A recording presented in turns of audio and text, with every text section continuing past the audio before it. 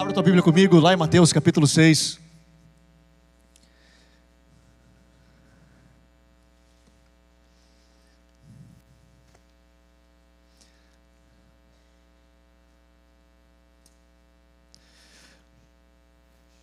Nós vamos ler a partir do verso 16. Mas antes disso, vamos orar. Paizinho, nós oramos nessa noite pedindo o ministrar do Teu Espírito nas nossas vidas. Senhor, fala conosco, ministra-nos, nós precisamos ouvir a Tua voz. Faça, Senhor, a Tua palavra seja viva nos nossos corações, ajuda-nos nessa caminhada, nessa jornada, eu te peço em nome de Jesus. Seja o nosso mestre nessa noite, em nome de Jesus. Amém? Amém. Cara, se existem algumas passagens que eu amo na palavra de Deus, uma delas é o Sermão da Montanha.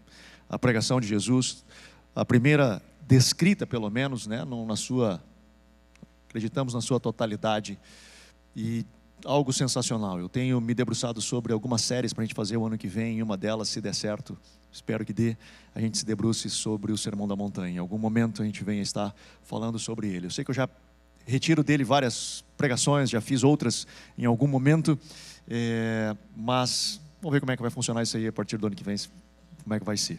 Mas deixa eu roubar mais um pouquinho desse sermão e ler no capítulo 6. Contextualizando um pouquinho, ele inicia no capítulo 6 falando a partir do verso 5 sobre oração. E ele diz o seguinte: quando você orar, não fica anunciando, mas entra no teu quarto, fecha a porta, e o teu pai que vem em secreto te recompensará. Ele instrui dizendo o seguinte: a oração é um lugar de intimidade seu e Deus, e faça isso na sua intimidade. E existe uma resposta do céu, há uma recompensa para aquele que ora. Se porventura você não sabe como faz, ele instrui logo depois e nos deixa a oração do Pai Nosso como modelo de oração. E logo depois ele fala sobre uma outra prática, sobre uma outra disciplina espiritual, que é o jejum. E eu quero falar com você sobre essa disciplina hoje. Eu sei que muito tem se falado, especialmente nos dias de hoje, sobre jejum, não só dentro da questão espiritual, mas da saúde, pessoal que curte o jejum intermitente e faz, e como vê o resultado na sua vida, saúde, taranana. Não é o meu foco hoje. A minha ideia é, obviamente, concentrar dentro de um contexto espiritual, mas ele transcende um pouquinho a prática em si, e esse é o meu objetivo nessa noite. Ao meu ver, quando falamos de jejum, ele traz a centralidade do Evangelho. Ele fala sobre o que é central no Evangelho de Cristo. E é disso que eu quero conversar com você nessa noite. A partir do verso 16, diz assim: quando jejuardes, não vos mostreis contristados como os hipócritas, pois desfiguram o rosto para parecer aos homens que jejuam. Em verdade vos digo que já receberam a sua recompensa. Tu, porém, quando jejuardes, unge a cabeça e lava o rosto, para não parecerdes aos homens que jejuais, mas a teu Pai que está em secreto. E teu Pai que vem em secreto te recompensará. Jesus aqui, novamente, ele afirma isso, e ele diz: olha, quando for jejuar, faz o seguinte: não fica mostrando para os outros que tu está jejuando, não faz cara de sofrimento. Pelo contrário, lava o teu rosto e jejue em secreto. Porque aquele que faz para mostrar para os outros, porque o jejum, quando a gente jejua, e logo depois nós vemos isso, existe uma recompensa do jejum. Aqueles que jejuam para mostrar para os outros já receberam a sua recompensa, que é a satisfação do seu ego, de ser reconhecido do outro, que ele é uma pessoa elevada espiritualmente, que ele é uma pessoa disciplinada espiritualmente. Então, se ele esperava receber alguma coisa do seu jejum, acabou de receber a satisfação do seu ego. Todo mundo dizendo: nossa, que legal, que lindo, acabou. Mas você, cara, que quer jejuar de verdade, faça isso no secreto, faça ao teu Pai, e o teu Pai que vê em secreto te recompensará. Então, existe uma recompensa no jejum. Eu sei que alguns ambientes, algumas pessoas, elas costumam dizer assim, hoje, né? Não, jejum não precisa mais, porque afinal, isso é coisa de sacrifício, e Deus não quer sacrifício, o Senhor Jesus não quer sacrifício. Cara, de fato, o Senhor fala, né, que Ele não, misericórdia quero, não sacrifícios, mas aparentemente o jejum não entra nesse lugar de sacrifício. Aparentemente Jesus aqui nos instrui claramente que é uma disciplina espiritual para nós alcançarmos algo. E a grande pergunta é: que algo é esse? Porque nós, aqueles que estão um pouco há mais tempo no Evangelho, jejuam. E jejuam com objetivo. e é importante que se tenha objetivo. Afinal, Jesus diz, quando nós jejuamos, nós recebemos algo em troca. Mas deixa eu ler com você um pouquinho mais à frente. No capítulo 9, Jesus ele é interrogado por algumas pessoas que questionam a ele sobre jejum. E olha que interessante o questionamento. O verso 14 de Mateus capítulo 9 diz assim: então vieram os discípulos de João, dizendo: por que jejuamos nós e os fariseus muitas vezes, mas os teus discípulos não jejuam? Respondeu Jesus: podem estar tristes os convidados para o casamento, enquanto o noivo está com eles. Dias, porém, virão em que o noivo não lhe será tirado, e nesses dias jejuarão. Ninguém põe remendo de pano novo em vestido velho, pois semelhante remendo rompe o vestido e faz-se maior rotura. Nem se põe vinho novo em odres velhos, do contrário, rompem-se os odres, entorna-se o vinho, e os odres se estragam. Mas se põe vinho novo em odres novos, e ambos se conservam. Essa é uma história muito legal, cara. Porque no capítulo 6, Jesus instrui sobre o jejum, dizendo: cara, jejue, e você jejuando, você receberá algo do céu, o Pai vai te recompensar. No capítulo 9, 3 capítulos depois, chegam os discípulos de João dizendo: ô Jesus, eu escutei a tua pregação que tu falava de jejum, estava lá, escutei. Então, a gente jejua. Até os fariseus jejuam. E os teus discípulos não. Ai, que história é essa, maluco? Tu manda a gente jejuar e a tua galera nada. Como é que funciona isso aí? Tu só jogou essa aí para a gente e vocês nada.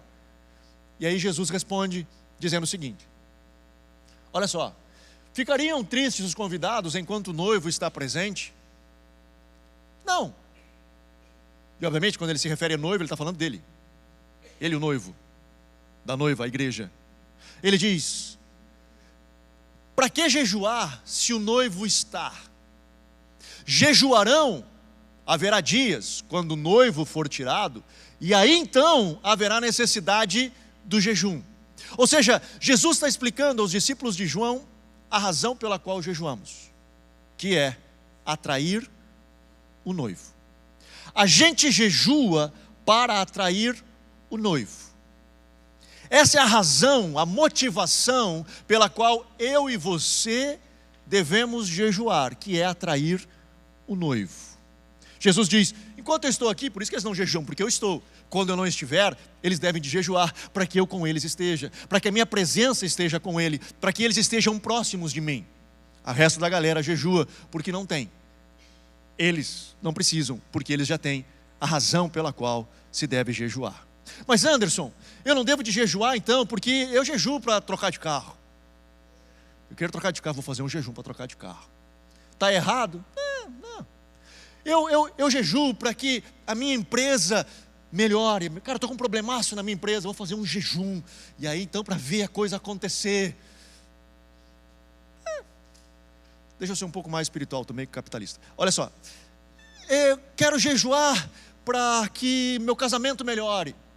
Então, não vou jejuar para o meu casamento melhor. Não, cara, vai, jejua, melhor, é bom, vai. Eu vou fazer um jejum para que o meu filho seja curado. Vou fazer um jejum para que não sei quem seja liberto. Jesus diz: não, cara, olha só. Você vai fazer jejum com um propósito: para que você encontre o noivo. Anderson, mas Deus não quer me dar essas bênçãos? Cara, Ele quer. Deus quer abençoar. Quem participou da nossa série Escolha a Vida vai lembrar do texto que nós usamos, que é o texto de Deuteronômio, que diz o seguinte: eu ponho diante de você a bênção, escolha a bênção. Eu coloco diante de você a vida, escolha a vida. Então a bênção de Deus, cara, ela é preciosa, ela é fundamental na nossa vida. Deus quer nos abençoar. Mas dentre as bênçãos, tem bênçãos primárias e bênçãos secundárias, se é que você nunca pensou nisso. Mas as bênçãos secundárias, é isso aí. Deus quer nos abençoar? Quer. Mas existem bênçãos que são secundárias, que é o quê? Cara, é a restauração da minha empresa, é a restauração do meu casamento, é a cura do meu filho, é a libertação de sei lá quem. Tudo isso são bênçãos e é maravilhoso, mas elas são secundárias. Existe uma bênção primária. Uma bênção primária, que é conhecer a Deus. Essa é o top das bênçãos. Como assim, Anderson? Eu vou lhe explicar. Quando nós pensamos em vida eterna, quando nós imaginamos vida eterna, a gente pensa assim, cara, eu quero ir para o céu. Por que a gente quer ir para o céu? Para viver a vida eterna. Lá no céu não tem dor, não tem pranto, não tem enfermidade. Lá não vai ter tristeza, lá não vai ter depressão, lá não vai ter nada de problema. Eu quero ir para o céu. Nós temos muitas bênçãos no céu. Jesus diz o seguinte: vida eterna é esta, que conheçam ao Pai e ao seu Filho, a quem enviaste. Essa é a essência, é o topo de tudo o que nós fazemos. Paulo, o apóstolo Paulo, o grande Paulo, ele diz o seguinte: eu considero tudo o que eu tenho como perda para que eu alcance uma coisa, que eu conheça a Jesus e que eu seja achado nele. Nós estamos falando de bênçãos primárias. Quando nós jejuamos, nós estamos, ou devemos estar com os nossos olhos voltados para a bênção primária, aquilo que eu vou alcançar dele. Ah não, Anderson, mas espera aí.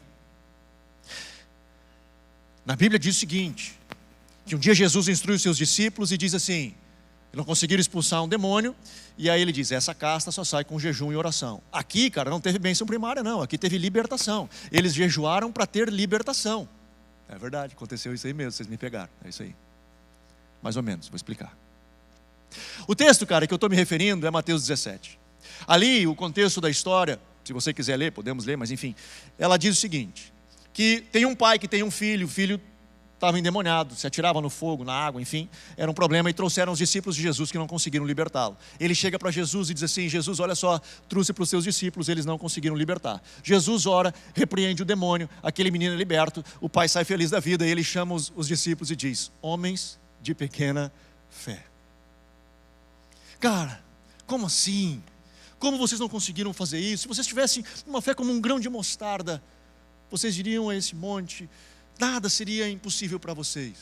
Mas esta casta só sai com jejum e oração. Esta é a história. Agora preste atenção comigo, caminha comigo na história. Eles têm um problema, que é ser liberto. A razão pela qual eles não conseguem libertar não é porque eles não tinham jejuado, é porque eles não tinham fé. Esse é o problema. Qual é a resposta? Jejum e oração. Então, eu não tenho fé. Para eu ter fé, eu preciso jejuar. A libertação, ela é uma consequência natural do processo, mas ela não é o objetivo final. Ela é uma bênção secundária. O que eu preciso é encontrar confiança. O que eu preciso é ter fé em Deus. Entrar no meu relacionamento com Ele. Ou você acha, por exemplo, que você jejua 40 dias para fazer a libertação.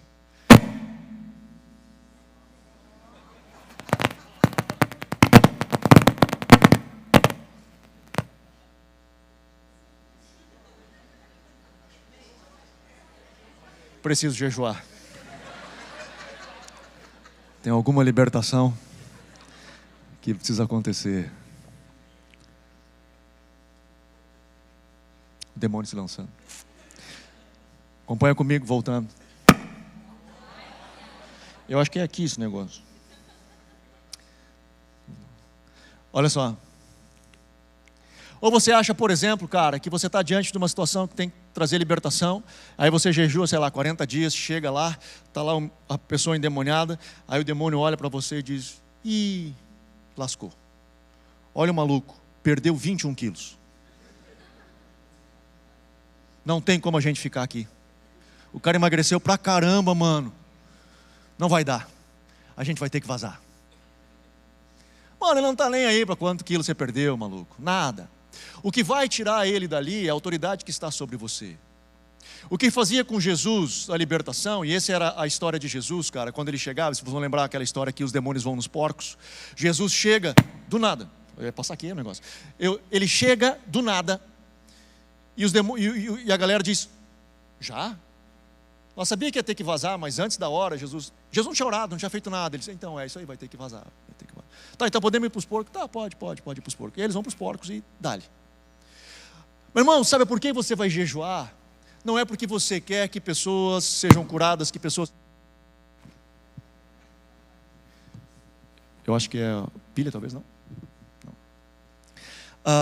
Você não vai jejuar porque você quer ver pessoas serem libertas no sentido de que eu vou jejuar e aí depois a pessoa vai ser liberta. Eu vou fazer isso e aí aquela coisa vai mudar. Eu vou fazer isso e Deus vai abrir tal porta. Não, cara, você vai jejuar. E é o que Jesus está ensinando em Mateus 9. É o jejum do noivo. Você vai jejuar para que tenha um noivo. E quando o noivo vier sobre você, você terá autoridade para impor as mãos sobre os enfermos e declarar ser curado em nome de Jesus. Você vai jejuar e você vai ter autoridade para colocar a mão sobre aquele que está necessitando de libertação e você vai dizer ser liberto em nome de Jesus. Você vai começar a jejuar diante de um problema na sua empresa e se porventura é do inimigo, ele vai ter que recuar. E se nesse processo de jejum, quando você começa a jejuar para restaurar o seu casamento, e você está ali jejuando. Não sei como é que é para você quando você jejua. Mas algumas pessoas dizem, cara, quando eu jejuo para mim é maravilhoso. O céu se abre e é uma coisa muito doida. Então, eu tenho inveja desses malucos. Porque eu me cuido para não virar bicho. Porque eu fico irritado, eu fico mal, eu tenho vontade de pegar todo mundo pelo pescoço e o céu está fechado, eu fico orando e não dá e a coisa não acontece. E parece que o troço está difícil e eu vou começar a sentir os efeitos do jejum depois. Quando eu começo, opa, alguma coisa aconteceu. O céu está diferente. Só que nesse processo, pegando o exemplo que nós jejuamos para restaurar o nosso casamento, e que entre nós só aqui, quando a gente começa a jejuar para restaurar o casamento, o que a gente está querendo na verdade é o seguinte: Senhor, transforma esse indivíduo que dorme aqui do lado da minha cama. Em nome de Jesus, eu vou jejuar 40 dias, mas transforma em gente, pelo amor de Deus, esse indivíduo. Não quero perder o réu primário, me ajuda. Basicamente o que a gente está querendo é isso aí, cara. E aí nesse processo do jejum, quando tu está morrendo para si mesmo, quando tu está ali se abstendo de muita coisa, está sofrendo, tu começa a te encontrar contigo mesmo, tu começa a ver que tem uns bichos que na verdade não dormem do teu lado. Ele está dentro de ti, cara. Que tem um monte de coisa aqui dentro que precisa ser transformada, algumas coisas aqui dentro que precisam ser mudadas. E esse processo do jejum vai te transformando e vai te colocando humilde, vai te abrindo e o Senhor vai vindo e vai enchendo e de repente você sai daquele processo diferente. O nosso objetivo no jejum é buscarmos as bênçãos primárias. As secundárias, elas vêm e é top, mas elas são secundárias. O grande problema é quando a gente inverte isso. Quando a gente usa Deus como meio para alcançar a bênção secundária. Que o jejum, ele é um meio que eu faço para alcançar o que eu quero. Então eu uso Deus, eu já falei outras vezes isso, eu uso Deus como ídolo para alcançar o meu Deus, que é a minha vontade, o meu desejo. Eu lembro, quando eu estava na faculdade, eu sou formado em administração de empresas, e isso foi lá em 1930, mais ou menos, quando eu me formei. E eu lembro numa aula de marketing, de mercadológica, o professor ele fez a seguinte pergunta: vocês sabem qual a diferença entre necessidade e desejo? Aí todo mundo, óbvio, né, que a necessidade é o que você precisa, desejo é o que você quer. Então tá bom, beleza, é isso aí mesmo. Agora, celular, ela perguntou, isso lá atrás, né, cara? Sei lá quantos anos faz, mas faz bastante tempo. Hoje em dia, então, mais. Celular, é necessidade ou desejo? Levanta a mão, ela disse, né, o professor, levanta a mão, quem acha que é necessidade?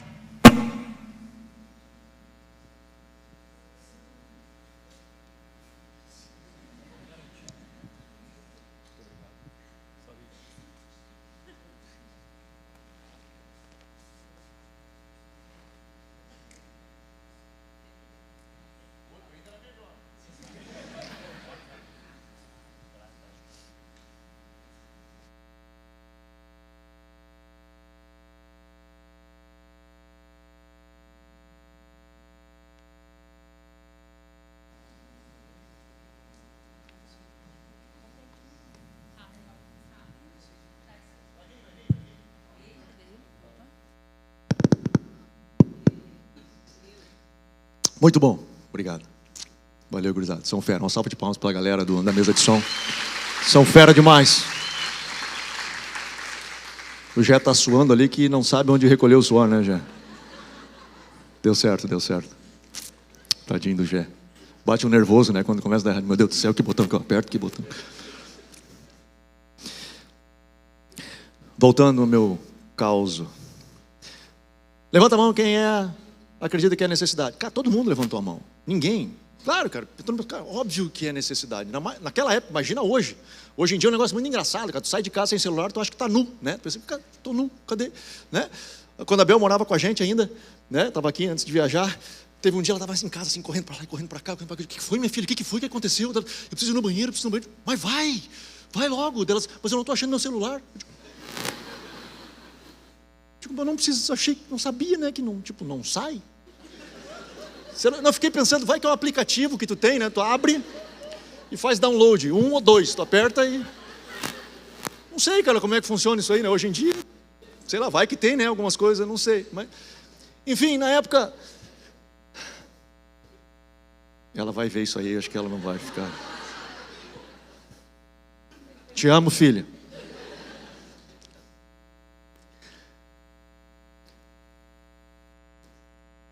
Ninguém queria acreditar, cara, que era necessidade, que não era necessidade. Porque a professora olhou e disse assim, não, cara, não é necessidade. Celular é desejo. Você tem a necessidade de se comunicar. O celular facilita essa comunicação. Mas você pode se comunicar por N outras coisas, de qualquer outra forma. Tu pode ir lá falar com a pessoa. Tá, mas talvez eu tenha que caminhar 3 dias, mas não importa. Mas tu vai lá falar com ela. Tu tem a necessidade de comunicar. O celular, ele só facilita este processo. Ele acelera este processo. Mas não, você não tem a necessidade de tê-lo. E aí é o pulo do gato do marketing, quando ele transforma o desejo em necessidade, que o Steve Jobs é fera nisso. Tu precisa necessariamente a próxima versão do iPhone, a próxima não sei o quê, tu tem a necessidade de ter. E esse era o que ela estava querendo ensinar para a gente, quando tu consegue identificar alguma coisa e transformar isso, né, de uma forma diferente. Muito bem. Só para explicar, quando foi que eu perdi a pregação do jejum que começamos a falar de telefone celular? E necessidade de ir no banheiro com o telefone, que eu não sei quando foi que aconteceu isso aí. Quando é que mudou, né? Porque eu sei, será que eu dormi na pregação e o cara mudou? Calma que eu vou explicar. Na introdução. A Bíblia diz assim, cara, lá em Filipenses, que o Senhor há de suprir em Cristo Jesus cada uma das nossas necessidades. Quando nós aceitamos a Jesus como Senhor e Salvador das nossas vidas, e nós abrimos o nosso coração dizendo, Senhor, eu te quero, eu te recebo, Ele bota um carimbo nas nossas costas, assim, pum, deixa comigo que agora tu é meu, velho. Agora nós estamos juntos nessa aí e eu vou suprir cada uma das tuas necessidades em Cristo Jesus. Ou seja, as nossas necessidades, elas são supridas em Cristo Jesus. Tá, mas e os meus desejos? Deus não gosta deles? Ele também dá, cara. Ele também dá. Só que diferente das necessidades que não tem nada atrelado a ela, não tem nada que está como condição, condicional, só você receber a Jesus, uma vez você sendo filho de Deus, Ele há de suprir em Cristo Jesus cada uma das tuas necessidades, os teus desejos não. Ele fala nos Salmos e diz assim, agrada-te do Senhor e Ele satisfará os desejos do teu coração. Deus quer dar desejo? Claro, cara, porque Ele é um bom Pai, mas tem uma condição. Se você quiser ganhar a bênção secundária, você vai precisar focar na primária. Para você receber o que você quer como bênção secundária, que está tudo certo, não tem problema, não está errado você querer uma bênção secundária, você precisa ter no seu coração, primeiro, agradar-se do Senhor, que o teu foco esteja no Senhor. E eu preciso confessar um negócio para você.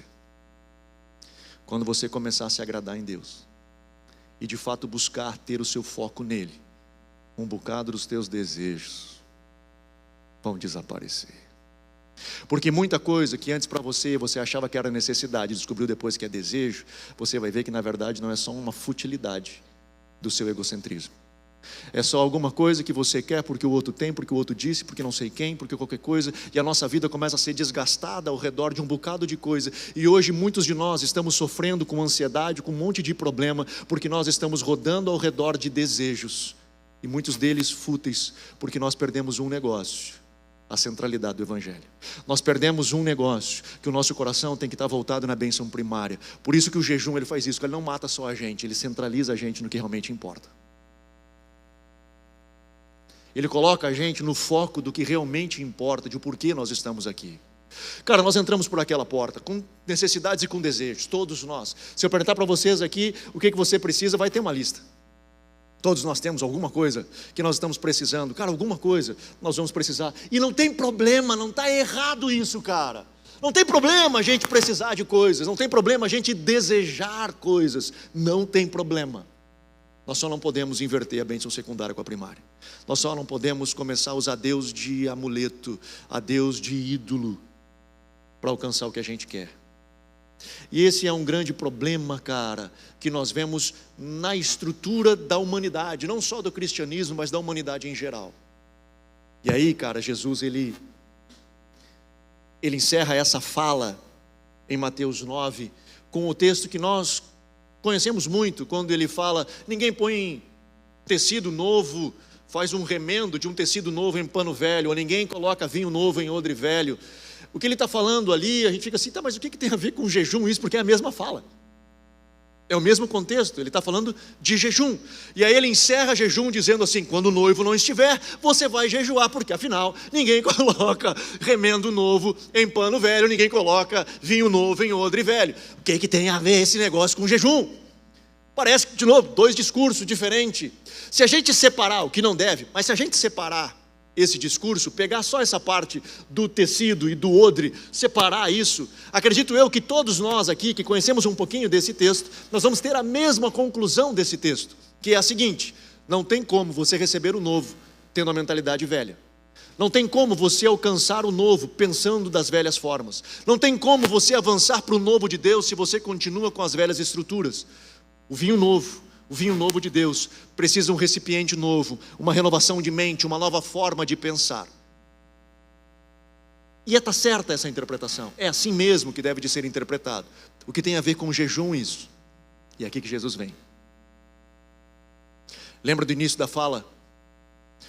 Os discípulos de João jejuam, até os fariseus jejuam, mas os teus discípulos não. Tu precisa mudar a mente. Ele chama a galera e diz: você tem que mudar a mente. Sabe por que vocês jejuam? Porque vocês têm, e essa é uma lógica da humanidade ao longo de todos os séculos. A minha relação com a divindade, a qual eu acredito seja ela qual for, é a seguinte relação: eu faço o que a divindade espera, e ela necessariamente tem que responder para mim com aquilo que ela diz ser possível de fazer. Então eu vou fazer determinados sacrifícios e ela é obrigada a responder dessa forma. Eu preciso fazer tal coisa, então ela vai fazer essa bênção. E se eu não fizer tal coisa, ela vai me amaldiçoar. Então nós ficamos numa troca de favores. Eu faço o que a divindade espera, de novo, seja ela qual for, de qualquer religião que seja. Eu faço essa expectativa, cumpro com a expectativa da divindade, e essa divindade ela responde para mim de acordo com o sacrifício que eu fiz. Jesus diz: cara, não funciona assim. Os fariseus jejuam para eles. Não funciona assim, você tem que mudar. A razão pela qual você jejua é porque você quer ter relacionamento. Mais do que bênçãos, é relacionamento. Você precisa encontrar o Pai. O jejum, ele é do noivo. Ele é quando você clama pela presença do noivo, que você tenha relacionamento com o noivo. A partir deste lugar de relacionamento, e para isso você vai ter que mudar, porque mesmo nós cristãos, hoje, 2025, a nossa natureza pecaminosa faz com que nós venhamos a tendencionar, a tender a mente religiosa, de que eu jejuei, afinal eu jejuei 40 dias, Deus vai ter que fazer alguma coisa no meu casamento. Eu jejuei tanta coisa, Deus vai ter que trazer cura para estar não sei o quê. E nós, na nossa mente, nós construímos essa estrutura. Afinal eu fiz um sacrifício, o meu Deus tem que responder desta forma. E a razão pela qual você fez não é para que Ele responda, é porque você o encontra. E a partir desse encontro, mano, tudo pode acontecer. A partir deste encontro, tudo pode acontecer. Mas que o objetivo seja um encontro. Que quando jejuardes, jejue ao teu Pai. E o teu Pai que te vê em secreto, te recompensará. Ele vai vir ao teu encontro. Ele vai vir até ti. Meu irmão, que nós possamos centralizar o nosso coração. Que o nosso coração esteja de fato centralizado no que importa no Evangelho. Que o nosso centro gravitacional da nossa vida espiritual seja o trono. Que nós venhamos a orbitar ao redor do trono em nome de Jesus.